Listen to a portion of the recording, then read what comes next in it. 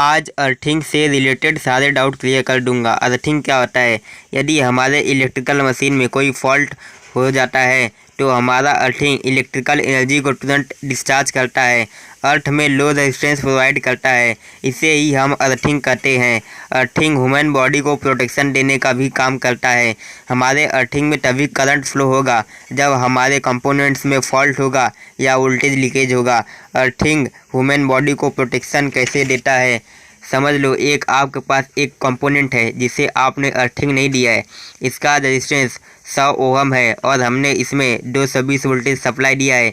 आपको मालूम होगा I = V/R। इस तरह हमारा करंट 2.2 एम्पियर होगा। समझ लो हमारे इस कंपोनेंट में कोई फॉल्ट हो जाए या इंसुलेशन ख़राब हो जाए या लीकेज हो जाता है तो हमारे कंपोनेंट के बॉडी में भी करंट फ्लो होगा।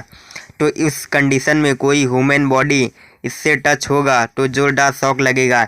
जैसा आप देख सकते हैं हमारा लोड तो चालू रहेगा लेकिन हमारे बॉडी में भी करंट फ्लो होता रहेगा। ह्यूमन बॉडी का रजिस्टर 1000 ओहम के लगभग होता है। जब ह्यूमन बॉडी इस मशीन को टच करेगा तो बॉडी में करंट फ्लो होगा। करंट कितना होगा ह्यूमन बॉडी में फ्लो होने वाला? तो इसके लिए I = V/R = 220/1000 बराबर 220 मिली एम्पियर। हमारे बॉडी में 220 मिली एम्पियर करंट फ्लो होगा। तो इतना करंट फ्लो होने से बॉडी पार्ट डैमेज हो सकता है या मौत भी हो सकती है, इसलिए अर्थिंग लगाना इम्पॉर्टेंट है। समझ लो हमने इसी कंपोनेंट में अर्थिंग लगाया होता तो क्या होता?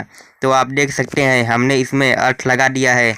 तो आप समझ लो इसका इंसुलेशन ख़राब होने से इसके बॉडी में करंट फ्लो हो रहा है, लेकिन इसमें अर्थ लगाया तो इस अर्थिंग में लीकेज का करंट फ्लो होने लगेगा।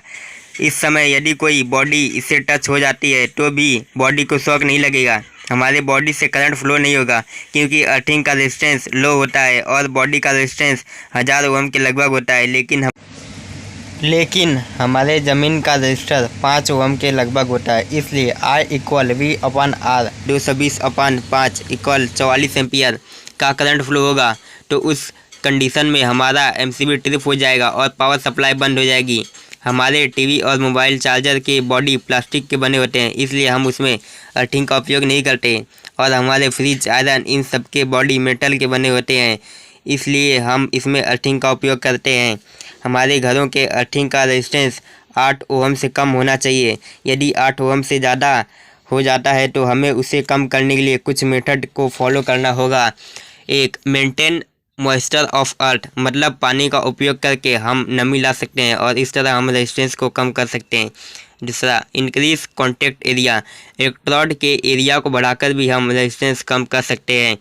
Third, use of salt and coal, नमक और चारकोल डालने से भी रेजिस्टेंस कम होता है।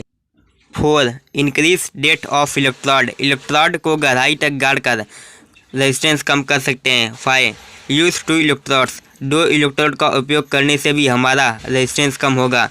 टाइप्स ऑफ अर्थिंग, पहला, स्ट्रिप और वायर अर्थिंग, जहां गड्ढा खोदना संभव नहीं होता या पथरीली ज़मीन होती है वहां इसका उपयोग करते हैं। Second, rod earthing, rod earthing को हम रेतीली मिट्टी में उपयोग करते हैं क्योंकि वहां मॉइस्चर कम होता है और हम रॉड को गहराई तक गाड़ते हैं।